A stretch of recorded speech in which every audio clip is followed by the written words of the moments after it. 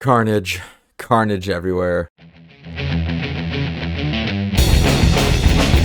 Venom, Let There Be Carnage is a story of Eddie Brock and Venom. Venom is a parasitic alien who's currently relying on Eddie Brock's body to survive, and they have a symbiotic relationship. It's a relationship where Venom needs a host and needs to eat humans, chickens, or chocolate to survive, while Eddie Brock gets a whole ton of great, awesome superpowers from it, but he's got to combat with a second psyche within himself in order to not wreak havoc on his own life, and it is a fun thing to see. Within that life, Eddie is trying to gain some notoriety as what I'll call an investigative reporter, and he's got to interview a serial killer named Cletus Cassidy, played by Woody Harrelson. In exchange between Cletus Cassidy and Eddie Brock, Cletus ends up biting Eddie. And within that, Cletus gains a little bit of blood, which holds a parasitic child named Carnage. Carnage gets into Cletus's bloodstream. Carnage and Cletus go on a rampage. Eddie and Venom have to stop them, and we have our movie. Overall thoughts, if I had to describe this movie in one word, it would be fun. The pace is really strong and consistent the entire movie, and I never felt bored throughout it. The relationship between Eddie and Venom is really fascinating, and there's a lot of great moments of humor. However, not everything in this movie was important, and you can tell a lot of it was centered around Eddie Brock and Cletus Cassidy, which was honestly totally cool with me. Starting off with what I really liked about this movie. The movie centers around Cletus Cassidy and Eddie Brock, who are played by Woody Harrelson and Tom Hardy respectively. It's important that they have strong performances, and they did in this movie. It's apparent that these two are the stars of the show, and the script reflects that. Hell, even the marketing does. If you just look at the poster, it highlights Tom Hardy,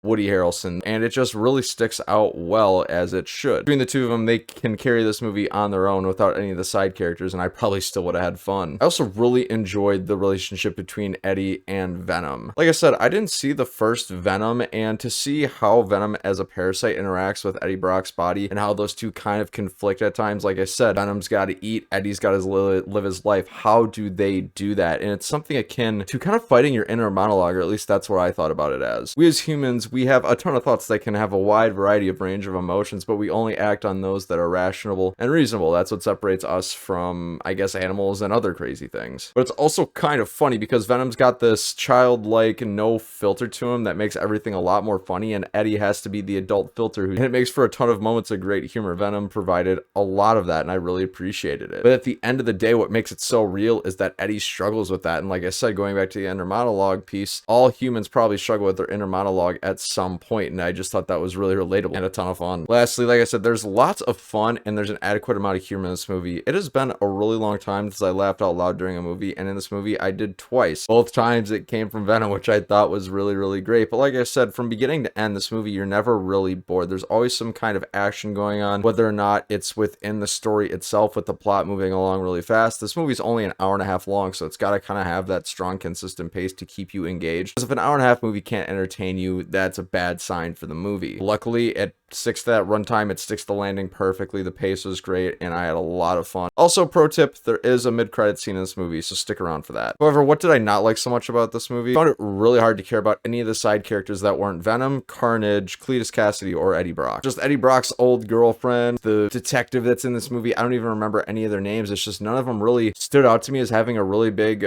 part in the plot or really caring about them in the story. And if anything good or bad happened to them, I just had a hard time getting on board with it, because like I said, they just don't have a lot of narrative impact in my mind. They weren't very memorable. They were all serviceable and fine, but none of them were great. Also, I feel like I missed something by not watching the first Venom before watching the second one. I always say that a good sequel is one that you don't have to watch the first to fully appreciate the second, but I have a feeling that I missed a lot of character backstory from the first Venom, and it really sort of hurt my interpretation of this sequel. Did it completely kill the movie for me? No, absolutely not. I was still able to follow it, but I think I could have gotten more out of it had I watched the first Venom from 2018 before watching this movie. Of course, I can't confirm that till I actually watch the first one, but that's the impression I got. If I have to give this movie an overall score, I'm going to give it a 7 out of 10. It's a good watch, and you should go see it in theaters. Friends, have you seen Venom, Let There Be Carnage? What did you think of it? You know where the comment section is. Let me know. Thanks so much for watching. Like, comment, subscribe if you're enjoying videos just like these. Once again, this has been the Bankrupt Hippo YouTube channel. I've been Bryce. Until next time, have a great day.